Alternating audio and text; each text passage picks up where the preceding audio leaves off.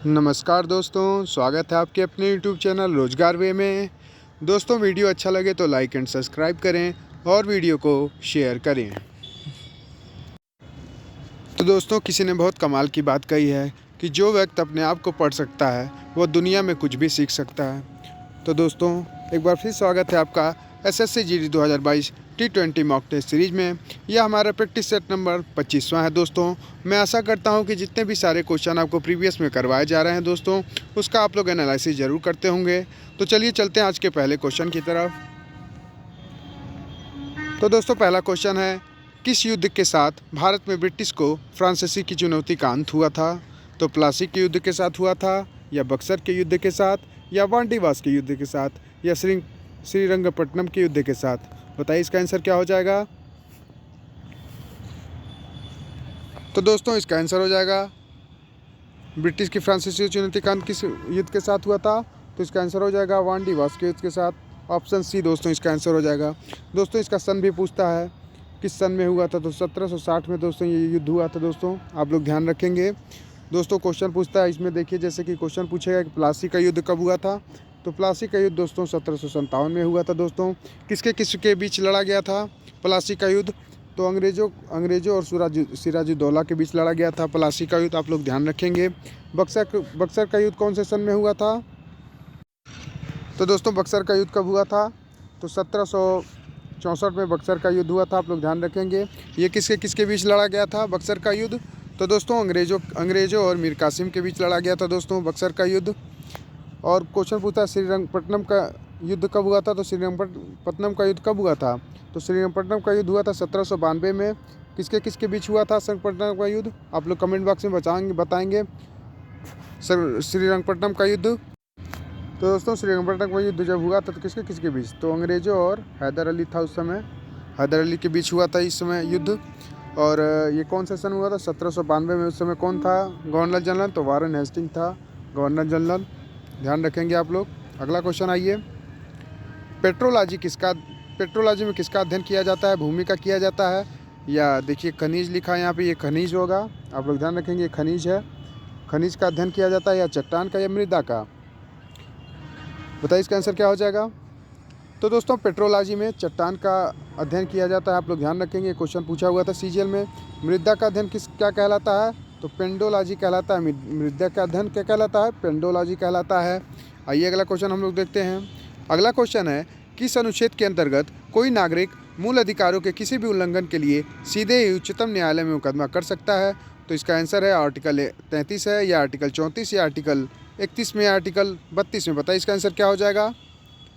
तो दोस्तों, जैसा कि आप लोग जानते हैं कि संवैधानिक उपचारों का अधिकार हमारे आर्टिकल 32 में दिया हुआ है। जैसे जो हमारे अधिकार है, अगर उनका उल्लंघन होता है तो हम लोग सीधे आर्टिकल 124 के तहत सुप्रीम कोर्ट में जा सकते हैं, या आर्टिकल 214 के तहत हम लोग हाई कोर्ट में जा सकते हैं। तो दोस्तों, इसका आंसर हो जाएगा ऑप्शन डी दोस्तों, आर्टिकल 32 है इसका आंसर। आइए अगला देखते हैं। सामाजिक वानिकी स्कीम योजना किस पंचवर्षीय योजना में प्रारंभ की गई थी? द्वितीय पंचवर्षीय योजना में प्रारंभ की गई थी, या छठी पंचवर्षीय योजना में, या चौथी में, या आठवीं पंचवर्षीय योजना में? बताइए इसका आंसर क्या हो जाएगा। तो दोस्तों, सामाजिक वानिकी स्कीम किस पंचवर्षीय योजना में आरंभ की गई थी? दोस्तों, इसका आंसर हो जाएगा ऑप्शन डी, ये आठवीं पंचवर्षीय योजना में आरंभ की गई थी। द्वितीय पंचवर्षीय योजना का मॉडल किसने प्रस्तुत किया था? तो पीसी महालनोबिस ने किया था। ये अक्सर पूछता है कि द्वितीय पंचवर्षीय योजना का मॉडल किसने प्रस्तुत किया था? तो पीसी महालनोबिस ने किया था। आप लोग ध्यान रखेंगे। द्वितीय पंचवर्षीय ने और भी क्वेश्चन पूछता है कि इसमें कौन कौन से इस्पात कारखाने चलाए गए थे? तो दोस्तों, एक चलाया गया था राउरकेला, एक चलाया गया था दुर्गापुर, और एक और था एक राउरकेला, दुर्गापुर, एक और था भिलाई। तो ये तीनों कारखाने चलाए गए थे। इस्पात कारखाने थे, चलाए गए थे। ये किसके सहयोग से हुए थे? आप लोग कमेंट बॉक्स में ज़रूर बताएंगे किसके सहयोग से इस्पात कारखाने स्थापित किए गए थे। और एक और था, वो तीसरी पंचवर्षीय योजना में चलाया, बोकारो स्टील प्लांट, ये तीसरी पंचवर्षीय योजना में चलाया गया था।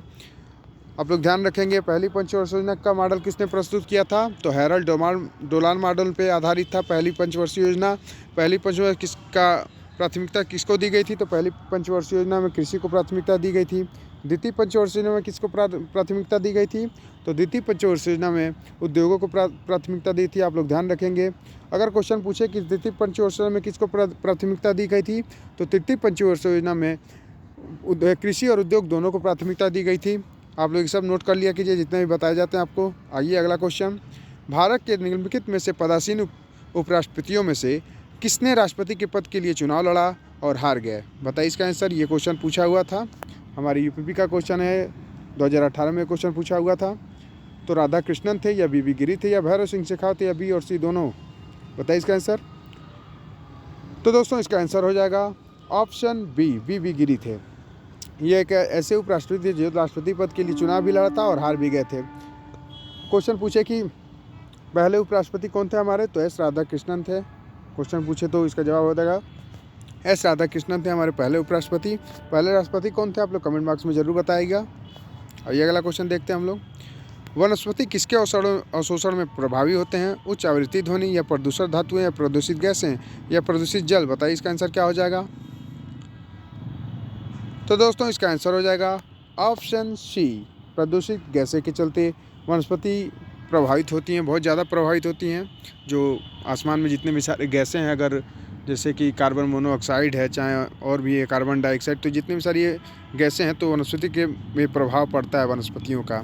आइए अगला क्वेश्चन देखते हैं हम लोग, अंतर्राष्ट्रीय परमाणु ऊर्जा एजेंसी का मुख्यालय कहाँ स्थित है? वियना में है या सिडनी में या जेनेवा में या वाशिंगटन में?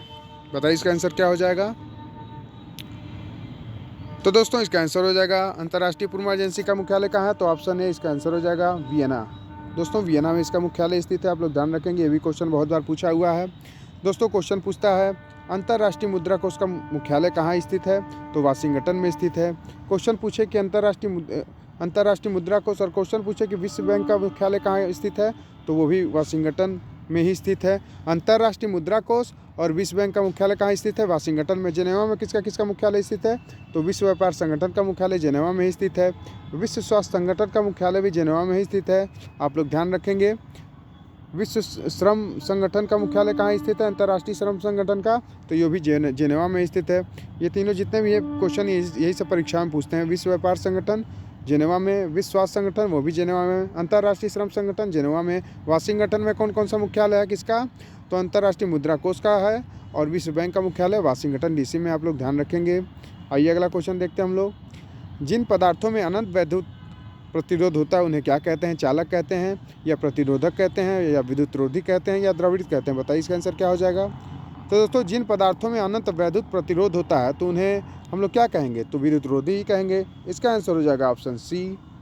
आइए अगला क्वेश्चन हम लोग देखते हैं, पके हुए टमाटर का लाल रंग किसकी उपस्थिति के कारण होता है? क्लोरोफिल के कारण या कैरोटीनाइड के कारण या हार्मोन के कारण या विटामिन के कारण? बताइए इसका आंसर क्या हो जाएगा। तो दोस्तों इसका आंसर हो जाएगा कैरोटीनाइड के कारण होता है। टमाटर अगर पक जाता है तो लाल लाल जब हो जाता है तो कैरोटीनाइड की उपस्थिति के कारण होता है ऐसा। आइए अगला क्वेश्चन देखते हैं, माउंट एवरेस्ट पर 2 बार विजय प्राप्त करने वाली पहली महिला कौन है? संतोषी यादव जी हैं या सुमा लता देवी जी हैं या सूरत लता देवी जी हैं या ज्योति रंधावा जी हैं? बताइए इसका आंसर क्या हो जाएगा। ये क्वेश्चन हमारे अभी सीजीएल में पूछा था, 2022 के दिसंबर वाले किसी शिफ्ट में क्वेश्चन पूछा हुआ है। बताइए क्या हो जाएगा इसका आंसर। तो दोस्तों इसका आंसर हो जाएगा संतोष यादव जी ने 2 बार विजय प्राप्त करने वाली महिला हैं ये। आइए अगला क्वेश्चन हम देखते हैं, कौन से भारतीय हॉकी खिलाड़ी के नाम पर जर्मन में एक सड़क का नाम रखा गया है? रूप सिंह हैं या धनराज पिल्ले हैं या ध्यानचंद जी हैं या जफर इकबाल? बताइए क्या इसका आंसर हो जाएगा। तो दोस्तों एक ही हैं वो हैं ध्यानचंद, हॉकी के जादूगर भी इन्हीं को कहते हैं। और ये इनके अभी राजीव गांधी जो पुरस्कार दिया जाता था अब उसका नाम चेंज होकर में ध्यानचंद पुरस्कार हो गया है, आप लोग ध्यान रखेंगे, ये भी परीक्षा में पूछ सकता है। राजीव गांधी जो खेल रत्न अवार्ड था वो अब ध्यानचंद के नाम पे उसका वो हो गया है, नाम उसका चेंज हो गया है। आइए अगला क्वेश्चन देखते हैं हम लोग दोस्तों, स्टेनलेस स्टील में किसकी एक मिश्र धातु है? लोहा कार्बन और जिंक की है या लोहा जिंक और मैग्नीज की है या लोहा क्रोमियम और निकल की है या लोहा क्रोमियम और कार्बन की है? बताइए इसका आंसर क्या हो जाएगा दोस्तों। तो दोस्तों इसका आंसर हो जाएगा लोहा क्रोमियम और कार्बन का है। ये लोहा स्टेनलेस स्टील किसका मिश्रण होता है? तो लोहा का होता है और क्रोमियम का भी होता है और कार्बन, ये तीनों मिला दिया जाएगा तो स्टेनलेस स्टील हमें प्राप्त होगा। लोहा, क्रोमियम और कार्बन। आइए अगला क्वेश्चन देखते हैं हम लोग दोस्तों। भारतीयों द्वारा अंटार्कटिका में स्थापित प्रथम अनुसंधान स्टेशन का नाम क्या था? अग्निहोत्री था, या आर्यभट्ट था, या दक्षिण गंगोत्री था, या मैत्री? बताइए क्या हो जाएगा इसका आंसर। तो दोस्तों भारतीय द्वारा जो अंटार्कटिका में स्थापित प्रथम स्टेशन है उसका नाम है दक्षिण गंगोत्री। ये बहुत बार परीक्षाओं में क्वेश्चन पूछा हुआ है, इसको आप लोग ध्यान रखेंगे। आर्यभट्ट क्या था? तो स्वदेशी तकनीक से जो बनाया गया था, हमारा पहला ऐसा जो उपग्रह है जो हमारे स्वदेशी तकनीक से बनाया गया था। और इसको कब लॉन्च किया था? आर्यभट्ट को स्वदेशी तकनीक से ये लॉन्च हुआ था। आर्यभट्ट इस उपग्रह था एक, और इसको कब लॉन्च किया गया था? तो ये 19 अप्रैल, इसका डेट पूछ लेता है, 19 अप्रैल 1975 को ये लॉन्च किया गया था दोस्तों। कहाँ से लॉन्च किया गया था आप लोग कमेंट बॉक्स में बताएंगे। आइए अगला क्वेश्चन देखते हैं हम लोग। किसके ऊपर या इसके ऊपर उसके ऊपर अपनी विजय को निशानी के रूप में राणा कुंभा ने चित्तौड़ में विजय स्तंभ का निर्माण करवाया था? निर्माण का खान था, या मारवाड़ ध्वज का महारावा जंड का राव जोधा, या गुजरात का अहमद शाह, या मालवा का महमूद खलजी? तो किसके ऊपर अपनी, जैसे कि ये जो थे राणा कुंभा ने चित्तौड़ में जब विजय स्तंभ का निर्माण करवाया तो किसके ऊपर जीत के बाद करवाया था? क्वेश्चन का मतलब यही है कि किसके ऊपर जब जीत की थी राणा कुंभा ने तो चित्तौड़ में विजय स्तंभ का निर्माण करवाया था। तो बताइए इसका आंसर क्या हो जाएगा। ये भी देखिए क्वेश्चन पूछा हुआ है, अभी सीजीएल में ही क्वेश्चन पूछा हुआ है। तो दोस्तों जब राणा कुंभा ने जब मालवा के महमूद खिलजी को हराया था तब वो चित्तौड़ में विजय स्तंभ का निर्माण करवाए थे। ये आप लोग ध्यान रखेंगे।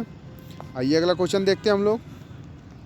सबसे खराब वायु प्रदूषण करने वाला पदार्थ कौन सा है? कार्बन डाइऑक्साइड है, या कार्बन मोनोऑक्साइड है, या धुआं है, या सल्फर डाइऑक्साइड?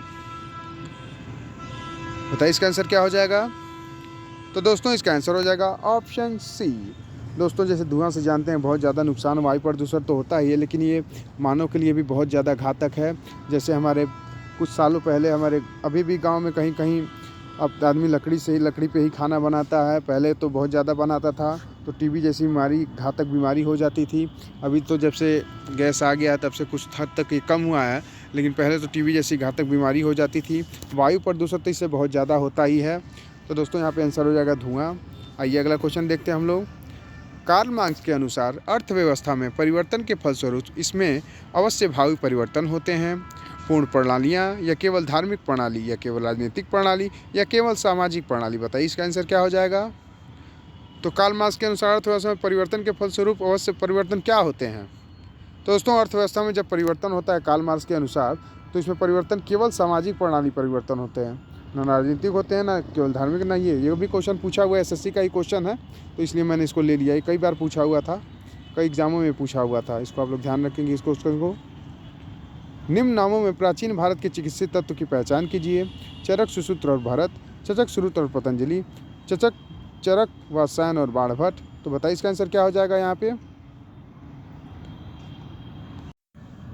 तो दोस्तों एक ऑप्शन यहाँ पे एक मिसप्रिंट है, आप लोग ध्यान रखेंगे। इसका आंसर इन तीनों में से कोई नहीं होगा, आप लोग ध्यान रखेंगे। इसका आंसर हो जाएगा प्राचीन चिकित्सा तत्व की पहचान की, तो इसका आंसर हो जाएगा चरक, सुश्रुत और बाणभट्ट। चरक, सुश्रुत और बाणभट्ट, जैसे कि बाणभट्ट यहाँ दिया हुआ है, चरक है ये, और सुश्रुत प्राचीन भारत के चिकित्सीय तत्व थे। ये चिकित्सा के बारे में इनको समय प्राचीन समय में ये बहुत ज़्यादा चिकित्सा के बारे में ये प्रचलित थे, महान चिकित्सक थे ये। सुश्रुत और चरक और बाणभट्ट याद रखेंगे आप लोग। आइए अगला क्वेश्चन देखते हैं हम लोग। निर्यात हेतु आम की पसंदीदा प्रजाति कौन सी है? दशहरी, लंगड़ा, अल्फांसो, या आम्रपाली? तो दोस्तों आप लोग तो जानते ही हैं कि दशहरी बहुत ज़्यादा ही फेमस है आम के रूप में। दशहरी आम सब लोग कहते हैं दशहरी आम। तो दोस्तों इसका आंसर हो जाएगा ऑप्शन ए, आप लोग ध्यान रखेंगे। आइए अगला क्वेश्चन देखते हैं हम लोग। अगला क्वेश्चन है, हाल ही में क्यूएस एशिया यूनिवर्सिटी रैंकिंग में भारत में कौन सा संस्थान शीर्ष पर है? आईआईटी दिल्ली है, या एएससी बेंगलुरु है, या आईआईटी बॉम्बे है, या इनमें से कोई नहीं? बताइए इसका आंसर क्या हो जाएगा। तो दोस्तों इसका आंसर हो जाएगा आईआईटी बॉम्बे को एशिया यूनिवर्सिटी रैंकिंग में भारत में शीर्ष स्थान पर रखा गया है, तो आईआईटी बॉम्बे हो जाएगा इसका आंसर। तो इसका आंसर हो जाएगा ऑप्शन सी। आइए अगला क्वेश्चन देखते हैं, और ये आज का लास्ट क्वेश्चन है दोस्तों। आप लोग कमेंट बॉक्स में बता दिया कीजिए कि कैसा रहता है वीडियो हमारा। कौन सा देश 2024 में अंडर-19 वर्ल्ड कप की मेज़बानी करेगा? भारत करेगा, ऑस्ट्रेलिया करेगा, या श्रीलंका करेगा, या पाकिस्तान करेगा? बताइए इसका आंसर। तो दोस्तों अंडर-19 वर्ल्ड कप की मेज़बानी कौन करेगा 2024 में? तो ये श्रीलंका देश करेगा। आप लोग बताएंगे कि भारत अब तक अंडर-19 वर्ल्ड कप कितनी बार जीत चुका है? तो दोस्तों क्वेश्चन पूछता है भारत, क्वेश्चन पूछा भी था, ये एसएससी जीडी में पूछा था ये 2018 में। तो दोस्तों अंडर-19 वर्ल्ड कप भारत कितनी बार अब तक जीत चुका है? तो टोटल 8 बार जीत चुका है। पूछेगा अंडर-19 वर्ल्ड कप कितनी बार जीत चुका है भारत? तो टोटल 5 बार जीत चुका है। दोस्तों आप लोग ध्यान रखेंगे, अंडर-19 वर्ल्ड कप 8 बार, अंडर-19 वर्ल्ड कप 5 बार, और Asia cup under-19 Asia cup कितनी बार जीत चुका है? तो अंडर-19 एशिया कप 8 बार टोटल जीत चुका है। आप लोग ध्यान रखेंगे। तो दोस्तों इस तरीके से आप लोगों ने देखा हमारा ये आज का टॉप 20 क्वेश्चन। मैं आशा करता हूँ कि वीडियो आप लोग को ज़रूर पसंद आया होगा, और इसका अगर पीडीएफ चाहिए तो हमारे टेलीग्राम जो ज्वाइन कर लीजिए। वहाँ पर आप इन सारे क्वेश्चनों का पीडीएफ आपको वहाँ मिल जाएगा। तो दोस्तों आप लोग कमेंट बॉक्स में बता दिया कीजिए कि मेरा वीडियो कैसा रहता है, और भी मैं इसको बेहतर बनाने की कोशिश करूँगा। तो दोस्तों चलिए हम लोग मिलते हैं कल एक नए वीडियो में। तब तक के लिए नमस्कार, bye bye and take care.